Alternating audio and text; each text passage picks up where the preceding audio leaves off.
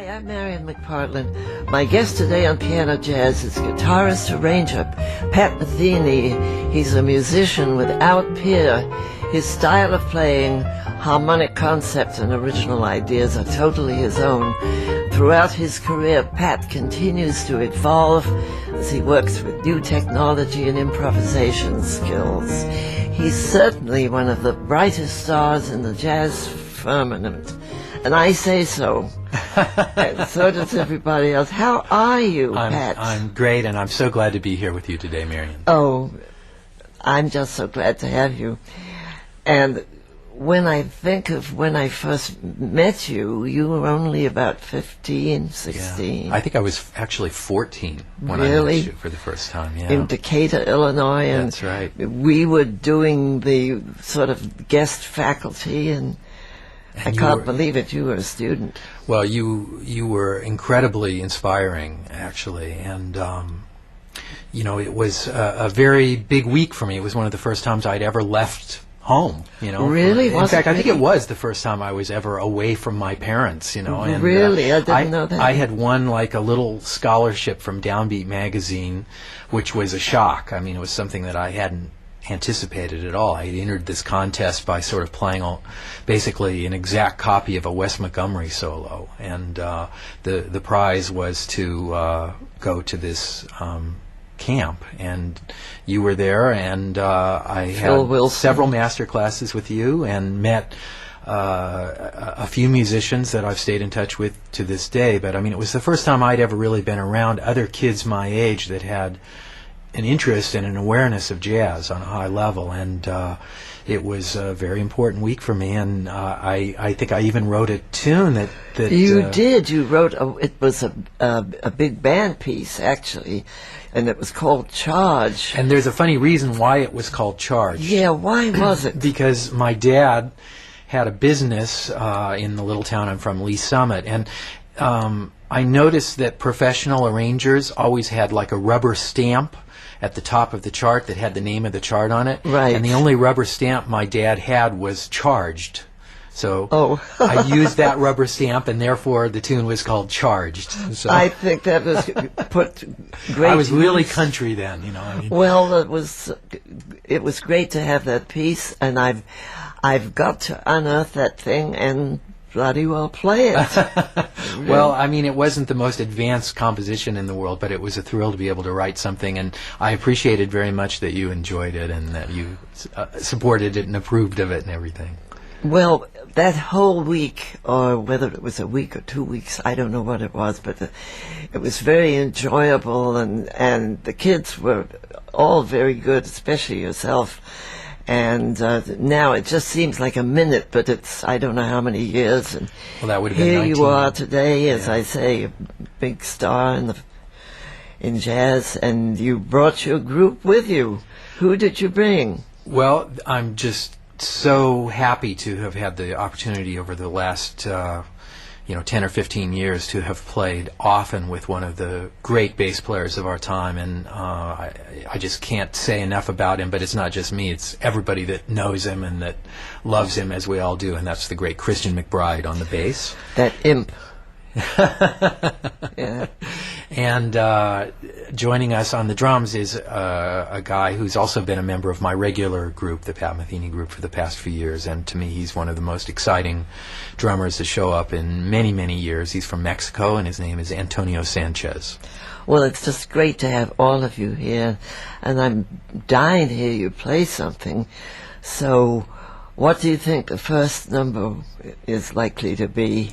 Well, I thought we'd start from the very beginning, which is the first tune on the first album that I ever made many years ago, and it's still fun to play, especially with Christian and Antonio, and it's called Bright Size Life. Wonderful. Can't wait to hear it.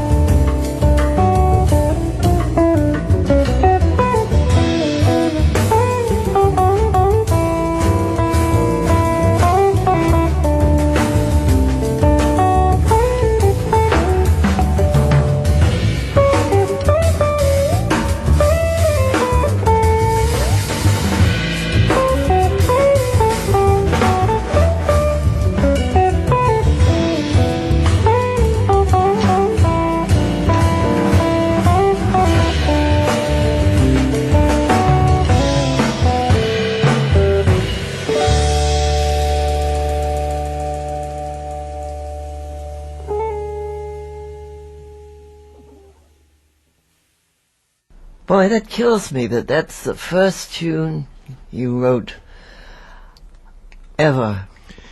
And I mean, it sounds as if you just wrote it today or yesterday. It's a really wonderful tune. Well, thank you. That was what you started out with when you were, what, about 17 or something? Yeah, like 17 that. or 18. I mean, for me, the whole thing of writing music sort of evolved as a platform for...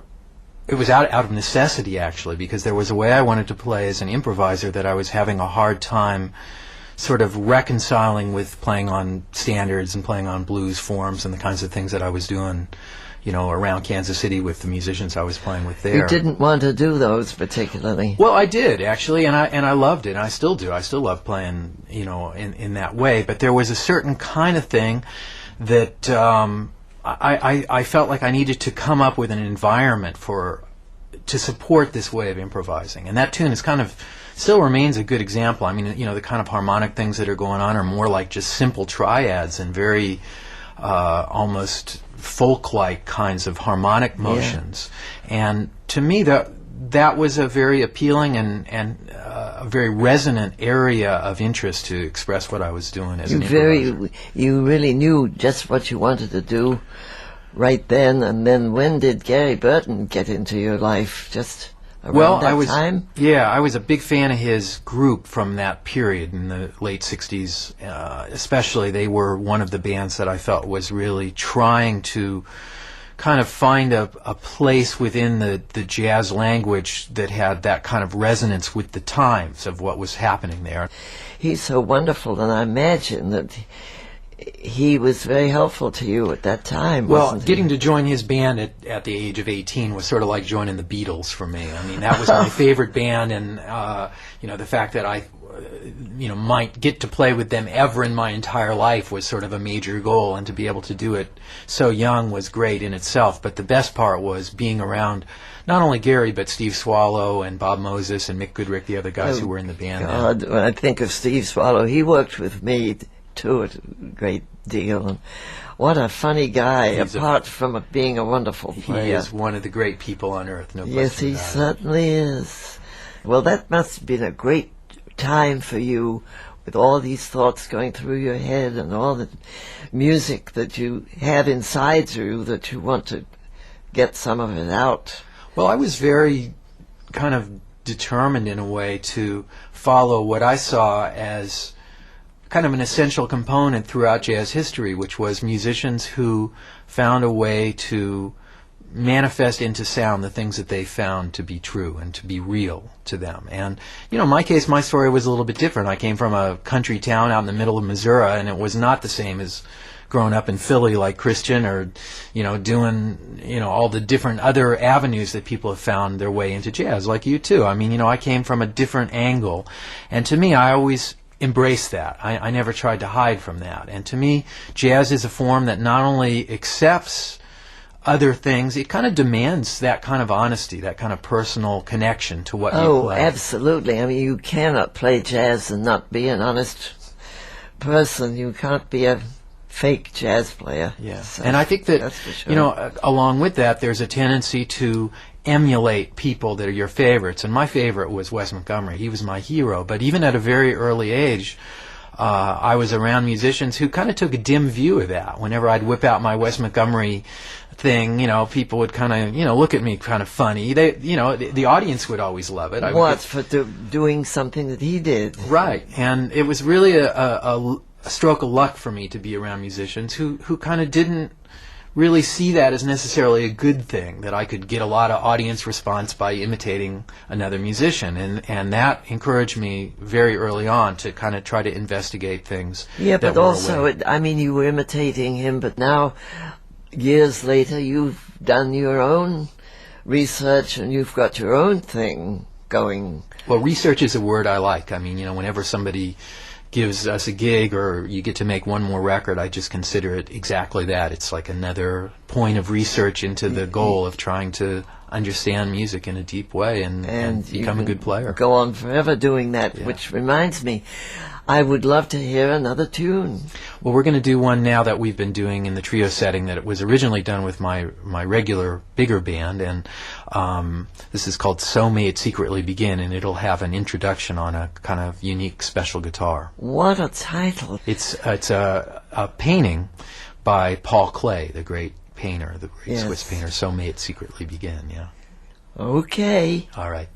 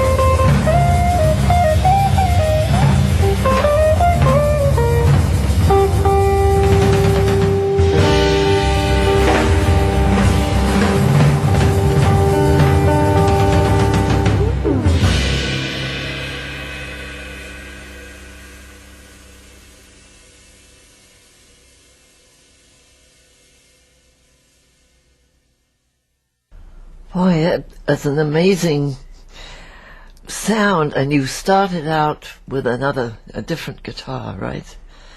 Yeah, that's one of several really strange guitars that I've kind of been able to develop over the years with a great guitar maker in Canada named Linda Manzer, and that particular one's got 42 strings on it, and it's a very unique sound. My goodness, now how long did it take you to learn to get around on that thing? Well, I kind of stared at it for about 4 years before I even picked it up, just to kind of try to figure out what to do with it, because obviously there's a lot of different possibilities in terms of tuning and just the whole approach to the instrument. And finally it's kind of settled into, for the past few years, that particular way of approaching it, which is kind of like a diatonic, almost just, sort of like a harp or something like that. And then you put that one down and you picked up another one. Yeah, one of the things about the guitar in jazz that has always been kind of an area of interest for me is the whole idea of, what it offers on an orchestrational level. I mean, the kind of typical jazz guitar thing, which is sort of central to most of what I do, has always been the core of it, but so much of, especially with my regular group, the whole idea of orchestration, dynamics, those kinds of areas within the small group context have always been kind of a central part of what that band has been about, and that's sort of led me into these areas of investigating, different kinds of guitars, tuned different ways of having them project to the audience. Well, you can be busy doing this day and night. Well, pretty much that's what it's been since I saw you in Decatur, Illinois. It's been pretty much 24 hours a day since those days. Goodness. So, well, going back to when we were in Decatur, and you wrote that beautiful piece for me, I was thinking I must do something to show that I can play a little piano. And no problem there, Marian. And I sat down one afternoon and fiddled around until this tune kind of fell together. And I called it Ambiance. I don't know why, but it seemed to, like me with a title. I didn't have any paintings to look at, but I just thought, well, this might be something that would work for the kids. So here it is. Let's hear it.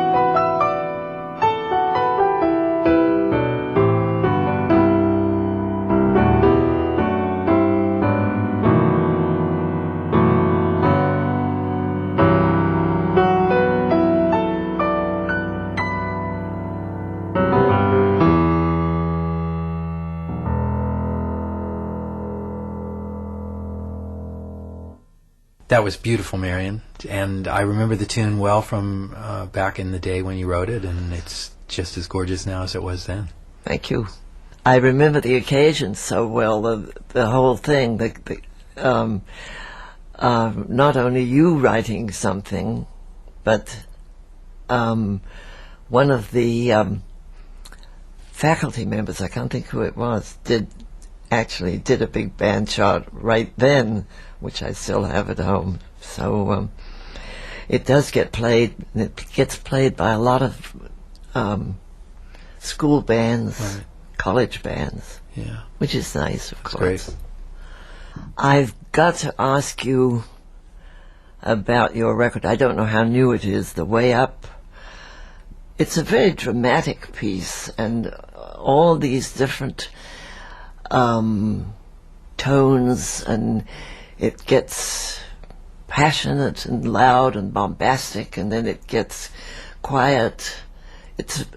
I can listen to that piece forever. Oh, thank you so much. And it's that's probably what you were thinking, though, about how the world is today. Were you? Well, I mean, I think that the world has really embraced, this sort of almost lowest common denominator approach to aesthetic issues, and in a fairly recent way. And for me, the kinds of things that I've found to be really worthwhile are not things that happen in a short period of time. I mean, just to understand music has been a long road, as I think it is for everybody that's serious about it, whether they're a listener or a player. And it's not something that you can condense into a 5-second form, and that's the latest thing is now to they have a chart on Billboard for ringtones, which is a piece of music that lasts 5 seconds or something like that. To me, and we sort of went to the complete opposite extreme, which is to have one piece that lasts the entire CD. And not that long form writing is anything particularly new. I mean, this is a substantial part of the tradition of music, and it sadly has been kind of lost in the past period of time. I mean, there have been jazz composers that have done that, and certainly classical composers, but my feeling is that there's no reason why the lessons that have been learned throughout all of music's history should not be brought into play with each new generation's approach to music.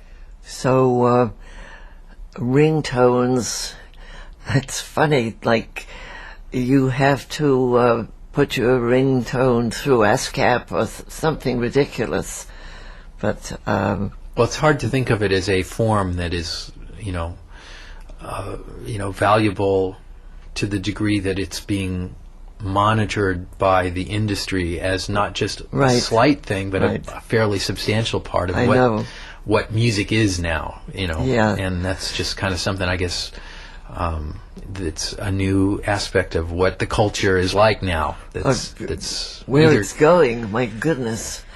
Quick, let's stop talking about that and have some terrific music from you and your trio. That would be good. Cool. We're gonna do a tune next that is a blues, fast, up-tempo one called "Go Get It." One of yours. One of mine. Yeah. Not from a painting. No, this one's not from a painting. This is from your head. Yeah. Great. Terrific. Cool. 1, 2, 3.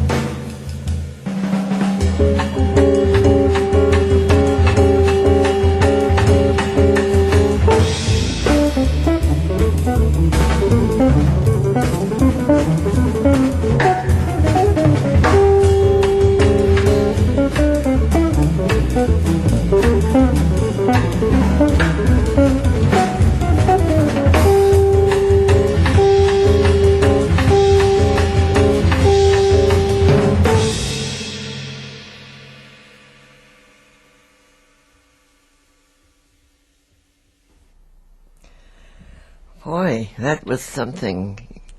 What's it called? Go get it. I think you got it.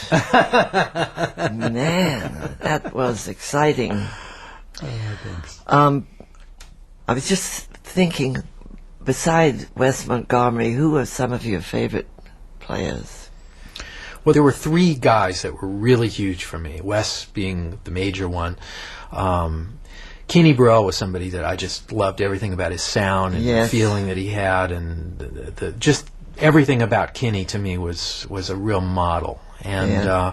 And then the guy that I feel like is the major source for not just what I do, but sort of all of us that have followed him chronologically, and that's Jim Hall, who I think opened up this whole world of potential for what the guitar can offer other musicians, and how the guitar can sort of kind of create this illusion of space and yet size and scale. He just kind of changed the whole balance of what the guitar could be in jazz, I think. And I think John Scofield, Bill Frisell, and I are kind of all more or less the same age, point to Jim, even though we all sound quite different from each other.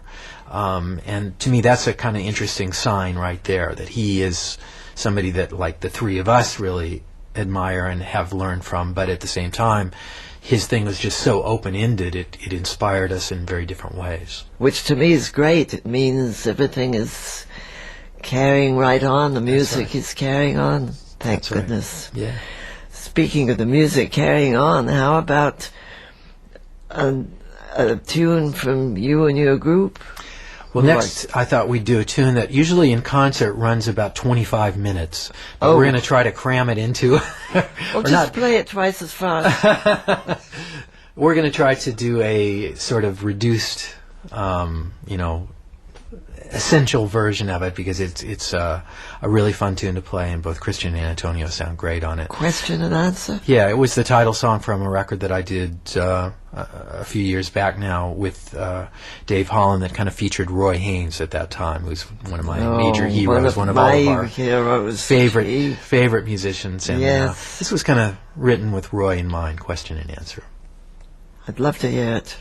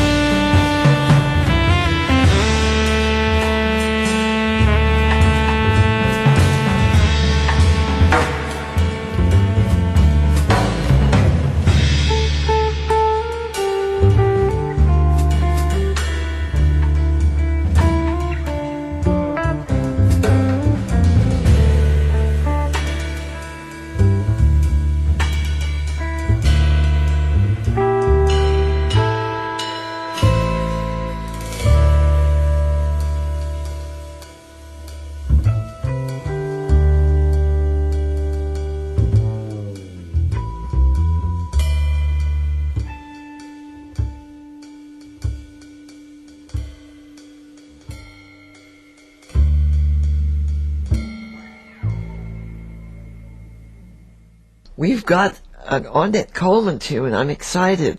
Well, this particular one comes from a collaboration that we did together exactly 20 years ago, right around now. And That you did with Ornette? yeah, it's called Song X.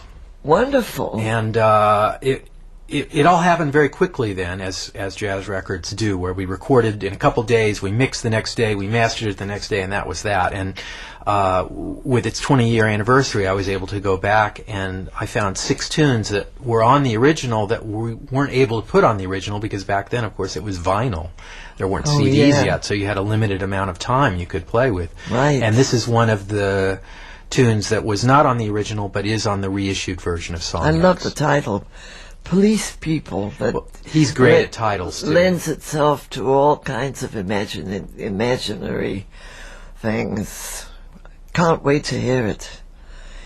You and the group, you and your other police people. Well, here it is. Can't wait.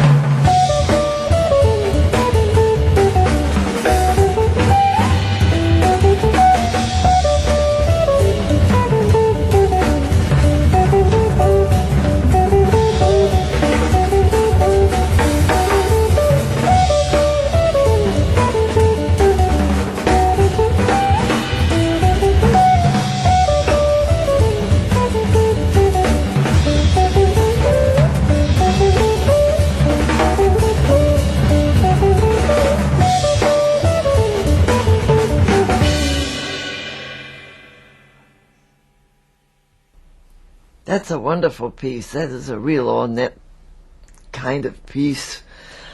It really is. It's got the classic Ornette kind of shape to it. And one thing that's a little bit different about the way we played it is, and this is true also on the Song X record, which is kind of interesting, is that I wrote a playing form to go with the tune. Usually on Ornette tunes you play more or less on the tune itself. The his harmonic concept is well known. But for several of the tunes on the record, I wrote these, kind of conventional blowing forms, and he played on them too in that way, which was great, really fun. And the bass player on the record, of course, is Charlie Hayden, who has been his kind of one of his major collaborators for years, and it was great to hear them play in that way together too. That must have been a fun date. It was. Boy. It was great. Well, this has been a fun day. I've had a great time. I'm so glad you came, and it's just been terrific. Well, you know, it's just fantastic what you have done here for all these years to present this music so beautifully and to give so many musicians an opportunity to do their thing, you know, and be exposed to the, you know, huge audience that you have with this show. And I'm just so happy to finally get the chance to do it. Thank you so much for inviting me. Oh, I've wanted to have you on the show for a long time. Glad we finally made it. Thank you. And bringing the guys, Christian McBride, who I have met before quite a few times, and Antonio Sanchez. Great group. It's a great group, and we've got one more tune to play. My goodness, thank goodness we can have one more go-round that I can be in this one. There's another Ornette tune. Well, since we're on the subject, yeah. While we're on the subject, yeah. There's another title. While we're on the subject, that would be a good tune. Actually, title. Yeah. So, Turn Around. You never know what that's going to be, but it's basically a blues, right? So we can just have at it, and thanks. I can say thanks to all of you for coming, and we will wail our way out on this one. Thanks a lot, Marian. Great to be here. Great to have you. Well, clump it off.